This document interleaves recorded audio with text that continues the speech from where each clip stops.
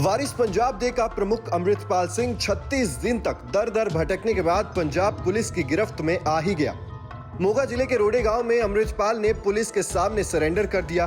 23 फरवरी को अजनाला थाने पर हमला कराने के बाद से तमाम सुरक्षा एजेंसियों को चुनौती देने वाला अमृतपाल आखिर कैसे सरेंडर के लिए तैयार हो गया, ये सवाल हर किसी के जहन में है, क्योंकि पिछले 36 दिनों से अमृतपाल की तलाश में पंजाब पुलिस कभी दिल्ली, कभी उत्तराखंड, कभी हरियाणा तो कभी राजस्थान की खाक छानती रही।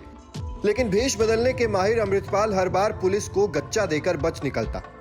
जानकारों की माने तो अमृतपाल के सरेंडर में हाल के दिनों में यूपी में हुए कुछ घटनाओं की अहम भूमिका है। मसलन ये कि यूपी में उमेश पाल हत्याकांड के बाद पुलिस की जो कार्रवाई हुई, उसके बाद से अमृतपाल के लिए खुद को बचा पाना मुश्किल हो गया था। जानकारों का मानना है कि पंजाब में दहशतगर्द अमृतपाल सिंह की नाटकीय फरारी और उसी के आसपास यूपी के प्रयागराज में उमेश पाल ट्रिपल मर्डर के बाद अचानक पलटे हालातों ने अमृतपाल सिंह की हालात खराब कर दी थी। जैसे ही अमृतपाल ने यूपी में अतीक, अशरफ, गुलाम और असद का हाल देखा सुना होगा, उसकी भी रूह कांप गई होगी। पहले यूपी के झांसी में गुलाम और असद का एनकाउंटर और फिर प्रयागराज में अतीक और अशरफ की सरेआम हत्या, इन दो घटनाओं से अमृतपाल को ये सबक तो मिल ही गया होगा कि कानून से बढ़कर इस देश में कोई नहीं है। जो भी देश के खिलाफ या कानून व्यवस्था के खिलाफ बात करेगा, उसका यही हश्र होगा। शायद इसी डर ने उसको सरेंडर के लिए मजबूर कर दिया।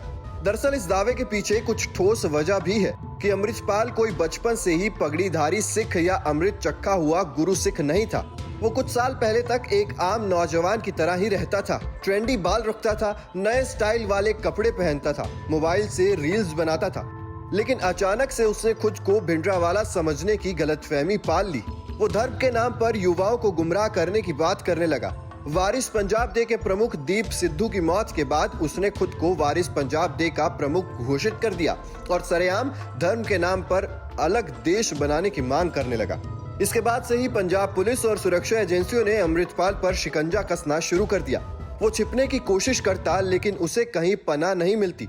हर किसी को ये डर सताने लगा कि अमृतपाल के साथ साथ कहीं वो भी ना फंस जाए। कुछ दिन पहले पुलिस ने अमृतपाल की पत्नी को भी हिरासत में ले लिया था। ऐसे हालातों में अमृतपाल के पास सिवाय सरेंडर या फिर सुरक्षा एजेंसियों के सामने अपनी गिरफ्तारी करा लेने के अलावा दूसरा कोई रास्ता बाकी नहीं बचा था। अमृतपाल पर एनएसए यानी राष्ट्रीय सुरक्षा अधिनियम लग चुका था। अब इसी के तहत उसे गिरफ्तार किया गया है। ये कानून सरकार उन संदिग्धों को 1 साल तक बिना मुकदमे के हिरासत में रखने की अनुमति देता है जिन्हें राष्ट्रीय सुरक्षा के लिए खतरा माना जाता है। अब सुरक्षा एजेंसियां असम के डिब्रूगढ़ में अमृतपाल से गहन पूछताछ करने वाली है। Team news nation digital.